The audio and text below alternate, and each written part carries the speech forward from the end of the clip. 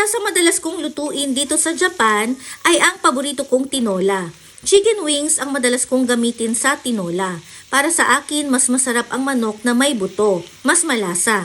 Napakadali naman kasing lutuin ng tinola. Magigisa ka lang ng bawang, sibuyas at luya sa konting mantika.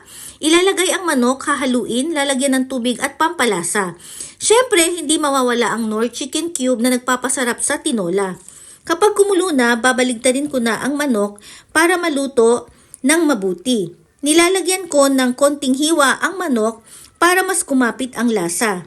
Nilalagyan ko rin ng konting butter kapag hindi ko nakakalimutan. Hahaluin ko ng konti at pakukuluan. Napakasarap naman kasing kumain ng mainit na sabaw lalo na ngayong taglamig na dito sa Japan. Kapag luto na ang manok, ilalagay ko na ang horenso o spinach. Ito ang gulay na pinakamasarap ilagay sa tinola. Wala kasing malunggay o sayote sa supermarket dito sa Japan. Kapag half-cooked na ang gulay, haluin lang ito sandali at ayan, luto na ang ating tinola. Sabaw pa lang, ulam na. Let's eat mga mommy! Oishi? Pogi ni Masato, gua?